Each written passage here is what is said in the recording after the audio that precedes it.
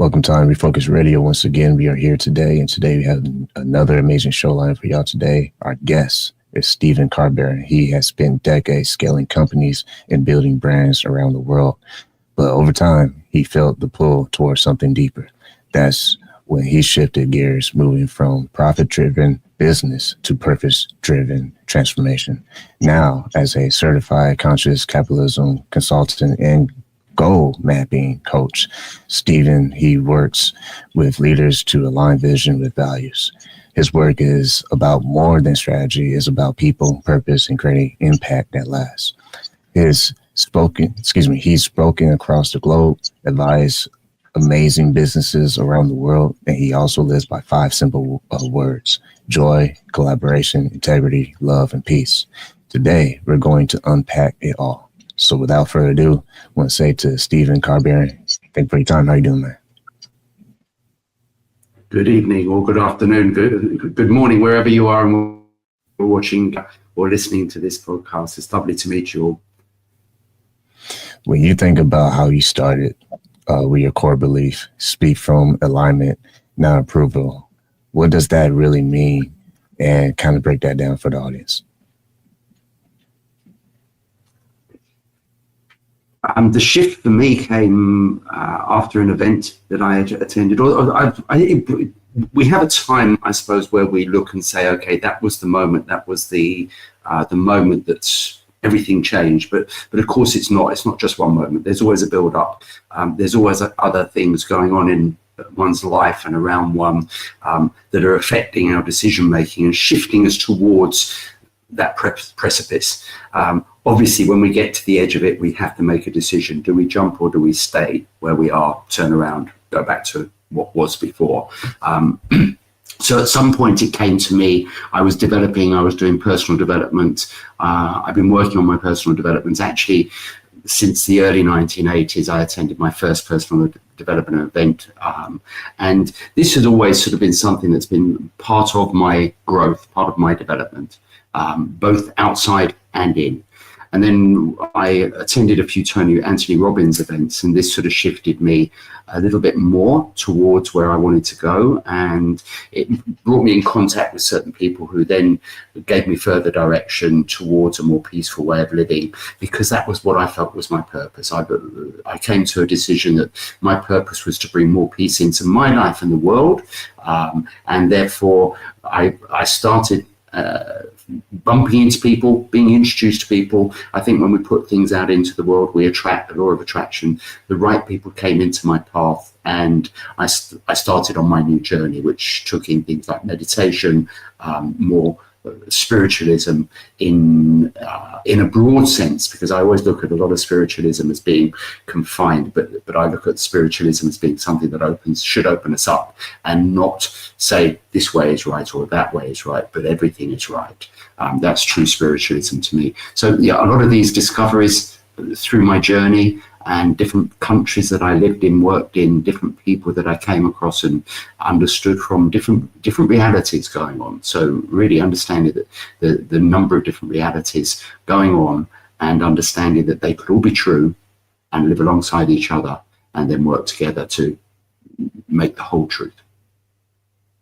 When you think about alignment versus seeking approval, how do you see those two things different, and explain that for the audience in terms of when they're in the public platform versus the boardroom? Well, yeah, following purpose actually is seeking personal approval. So I think, and of course, when we reach that level of personal approval, where we fall in love with ourselves and fall in love with our lives and what we do, and that's still a work in progress. That still has to be, like everything, like every relationship we have, whether it's with ourselves or with other people, it changes every day, it moves and advances, therefore we have to advance and move with it. But I really think that when we live on purpose, that we actually don't hear the negative thoughts. We don't actually seek approval because there's no need for approval. We know we're on purpose. We know we're doing what we want to do. And as I said, someone else's approval is their truth, not necessarily my truth.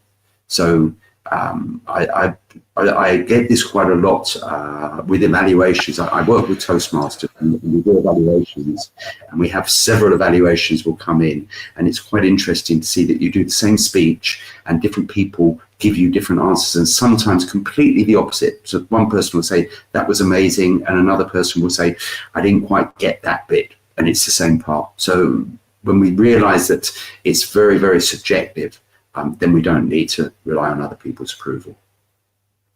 I like that part about not relying on it, because when you think about how leaders and organizations, when they speak approval versus lead with purpose, how much does that carry weight to the audience and how they receive?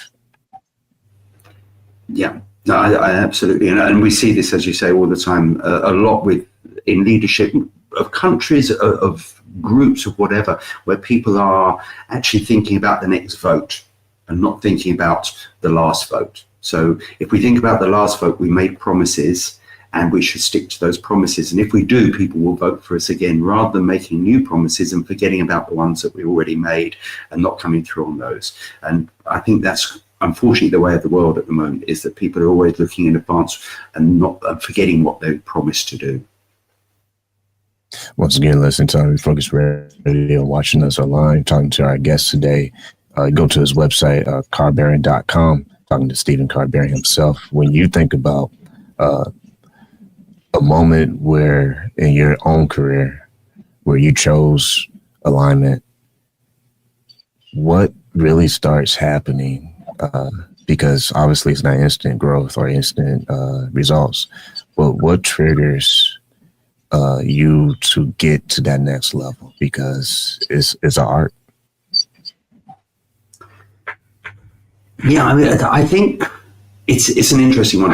As I say, there is no precipice to that. It's something that I learned and I grew with me as I grew in my leadership role. So throughout my career, when I look back, and even actually when I speak to people who've worked with me and worked in my teams and things and get feedback from them about the past, I realized that I was doing a lot of this more purposeful living and looking after people and encouraging and motivating people from long before I really thought about that's something I should be doing and that's the best way to approach leadership. So I was already leading in that way. I'm not being big-headed about it. It's just, it's something probably that we all do. And then we just have to measure it and increase it and say, hang on a minute, yeah, these are the things I'm doing right. These are working for me and my people. And therefore, this is something I need to amplify and work on.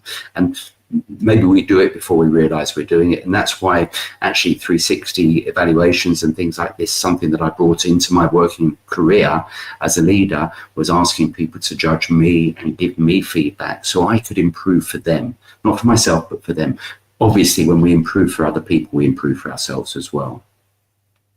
That's a great point. You worked across countries, like I said in the intro earlier, also experienced different cultures and different industries. Have you noticed any common threads that you've seen how leadership evolves worldwide? Yes, I mean, yes, there are common threads across cultures. I mean, I think that leadership, we see various levels of order, various types of leadership, as we know. So the dictatorial leader, the bureaucratic leader, leaders who use tools to control people rather than support people and serve. And this happens all around the world. I think that every country that I've been in, we see leaders who are like that, because that seems to be the way that we're taught that leaders have to be, rather than a more conscious way of living, a more conscious way of leading, which is something that I've tapped into and learned through conscious capitalism, that there is another way to lead, and this is through service leadership, and understanding that actually leadership is not about me and how powerful I am, it's about my team and my people and how powerful I can make them. And with that said, have you noticed or not noticed, but what has been a misconception, if you will, of conscious capitalism, and how do you break that down for people?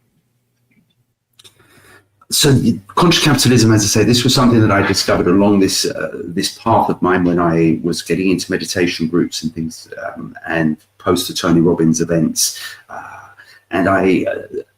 It was also at a time, a big change in my life. I was just leaving Russia. I'd lived in Russia for 11 years, lived and worked there. I was shifting and moving on to another phase of my life. So a lot of things came into change at that time.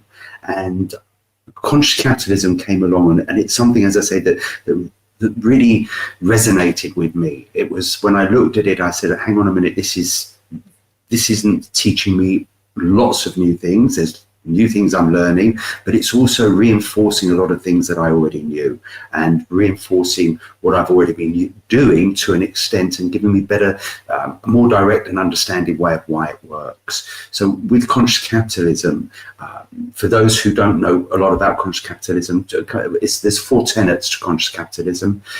There's higher purpose is the leading one. So everyone needs to have a higher purpose, a reason why they're doing their business, and it shouldn't just be about money. The second one is conscious leadership.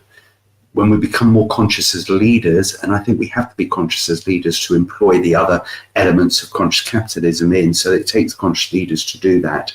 When we become more aware, when we become more caring and more loving about business and the people who work for us, the people we serve, all these people around us, then we start to see shifts and changes. Conscious culture, which is all about what happens within the company, what happens and how does that resonate out? How do people see the people in the company? Do they see them happy at work? I don't know if you've had this, but I walk into companies around the world. I phone up people, and you can tell whether it's a well-run company or not just by the way people answer you or look at you when you walk in the door. There's are they happy? Do they love their job? Or are they just wishing, waiting for 5 o'clock and the opportunity to drop pens and get out of there? And you can tell the difference between people. So when we do that and produce a decent culture, that resonates out beyond the shop floor, as it were.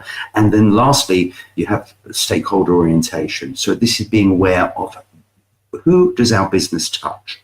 Who are we affecting? Not just our workers, not just our clients, but also our service providers, the people who, our communities, the people who work around us, who service us without us knowing. So all of the different elements that touch our business, are we thinking about them and we taking them into some sort of thought when we make decisions? Now, of course, we can't make every decision about any one of those stakeholders, but we can take them all into account when we make big decisions, and the important decisions around them, we can certainly shift towards understanding their needs rather than just the business needs. Like that, because understanding is an art in itself. It takes listening. It takes some humble pie, but it also gives you leverage, because without those things, good luck. I don't know how far you'll get in life without those things. But my next question is, I said earlier that you have these words. I'm going to remind our audience: love, integrity, peace.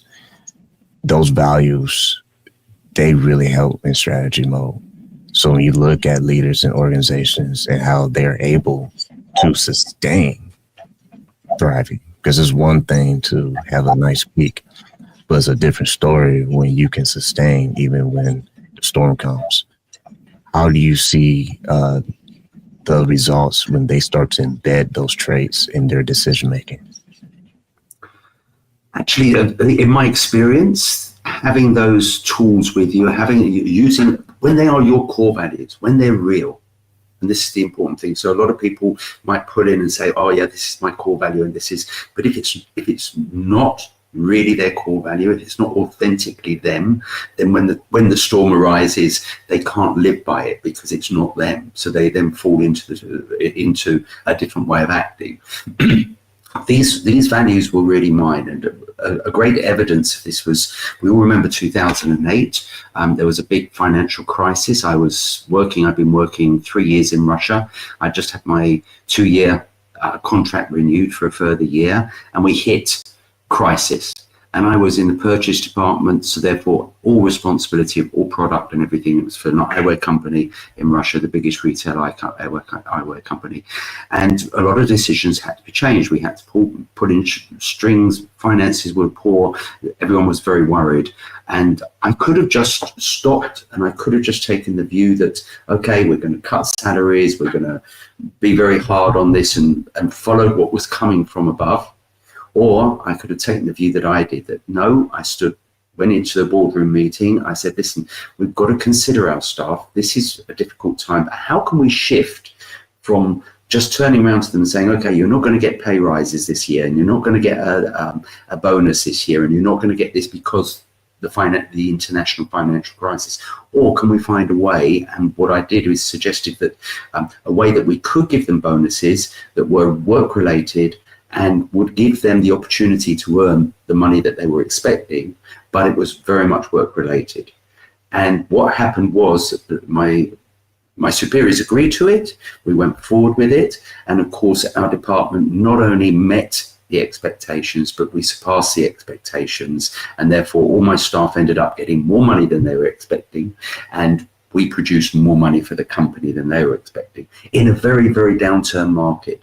And this was all because I believe this was because I gave them support and I gave them care and love, and I wasn't prepared to just turn around and say, everything's going wrong in the world, therefore all my values go out the window and I'm going to just be this brick wall for you right now.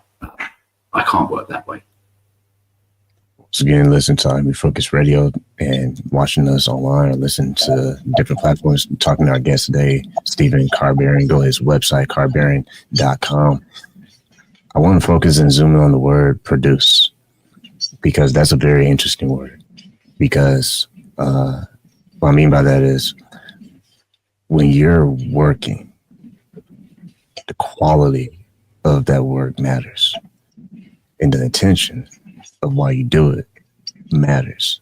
So when you just share that story about getting through that little storm and end up having results that were increased, that started with the intent of how you were producing. So my next question would be, for someone who's listening to this and they feel like they're misaligned in their leadership at the work, what is the starting point for them to make that change? Again, I'll go back to what I said. I think the starting point's already happened. So for me, everyone's got all of this within them. So it's not a case of starting, it's the finding point, if you like. So it's where do we start to find and shift from the beliefs that are not letting us go down that direction to the beliefs that allow us to go down a more conscious direction. So I suppose the starting point is awareness. When we become more self-aware, when we become aware of what we're doing, what's inside us, aware of the fact that we've got good and bad inside us, just like everything in the world's got good and bad. We've got, we have good thoughts and bad thoughts. We attract good things and bad things. But the awareness that actually, if we focus on what we really want, if we start to be more positive in our way of thinking, this will attract more of the good things. Actually, what we do, as I said earlier, when I started thinking about world peace, I attracted people who completely changed my trajectory of where I was going in my life. So when we do things, when we really start thinking and focus on something and it becomes part of us, we become aware of it, we will see that that's when the shifts will start. And obviously, like everything, then it's a case of ride the waves, take on board, see what's going on, focus on it more, give it more energy, because we are just energy, push for that direction and watch the results become more positive. And I'm sure that's what will happen. It's been my experience throughout my life, not just watching myself, but watching other people as well. Those who take positive action, getting positive results. And unfortunately, those who have negative reactions, negative actions and negative thoughts tend to get more negative results. In the world that we live in, where it's really cutthroat out there, to say the least, what will your message be to CEOs if you had one liner to give them today and say, hey, you're in leadership, it's our responsibility to push what we believe in when we started this company or business. What's a one-liner that you give them to marinate on? Okay, so my one-liner is it's my one-liner. You just asked me. Always choose collaboration over conflict. Work together. Work as communities. See how we can build something, increase the pie for everybody. Don't always look at how can you chip away at your competitors. Look at how can you support them to support all of you. I like that answer. I really like that answer because that's a great answer. Let's kind of expand on that because with all the differences we have, different perspectives, different cultures, people raised different, people understand things and learn from things differently. When we start to really be serious about that lifestyle where we want to collaborate with people, what kind of sacrifices would that require? Because in my thinking, in order to help some people, sometimes we have to be less selfish and more willing to sacrifice something, whether it's time, resources. What's your take on that? I think my take is that we're sacrificing all the time. You know, as you said, we have time, we have resources, we have whatever, and we tend to spend them all the time. So focusing on, okay, what's going to be the bigger picture, not short term, but long term. And I think, you know, this is where a lot of companies and CEOs, you know, I've been there as well. You know, you look at this year's profit and loss figures, you look at what is next quarter's forecasts. What, you know, we work very, very short term in business most times. So for me, I would look at the biggest picture, look at the bigger strategy, and just so one very quick example. As I say, I used to work in the eyewear business. I'm a qualified optician. When I was in the UK, I became very famous in the sunglass area and did a lot of work designing for companies and working with companies. And I remember sitting one time with several of the leaders of the biggest fashion sunglass companies and the biggest brands.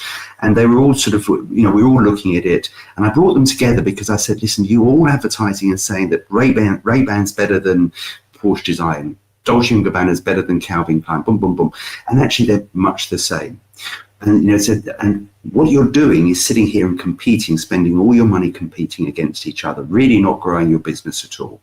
Why don't you pool some resources and start marketing sunglasses as the number one fashion accessory? Because your real competitors are the handbags and the shoe shops and the other things that are taking money, the accessories money from, let's face it, you know, men and women go to the shops. They've got a couple of $100 in their pockets. They've only got enough to buy one accessory. Make it the sunglasses. It's the one that everyone sees. Let's focus on how can we make this more important than a new pair of shoes or a new handbag. And they saw that, and they all did a fund, and we all saw the market grow. And we saw, certainly in the UK during that time, during the 90s, you know, sunglasses became very, very fashionable. I'm not saying it was all down to that marketing process, but it certainly helped. It certainly stopped them competing and putting everyone in their own industry down. I mean, you know, this is what I always say. You have Coca-Cola and Pepsi-Cola, they fight against each other. Actually, they're owned by the same companies. You know, most of their shares are owned by the same companies, and actually, you know, it's actually just trying to market the soft drinks industry and say which is the better soft drink. So what they're doing is getting you to buy one of the fizzy pops. That's why they always compete directly and speak about each other, because that way you choose which is the best, but you're going to choose between those two. And wrapping this up, when you think about how some of the biggest brands in the world leave an impact on people, that is a heavy thing to be responsible of and for. So in closing, when we think about alignment and aligning with our values to create that positive space and environment, if you will, what do you hope that the next generation of CEOs will pay more attention to?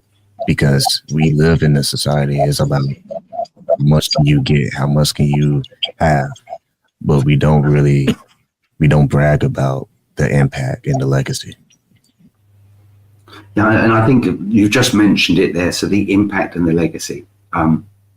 I would like to think that CEOs will think longer term, will look beyond this year's or next month's profit loss sheets, budgets and accounts, beyond how, the short-term view of what's going to happen now with this group of people, and look long-term. What's the legacy that we're leaving? What's the impact we're having? How sustainable are we? What's the good and benefit we're bringing? Now, that benefit could be the product, or it could be what we're doing. So, I love, for example, I'm going to give them a big brag because I love them so much, a company called Ecosia. Ecosia are a search engine, and their purpose is to reforest the world. So all of their money, every thought that they do, you can look them up.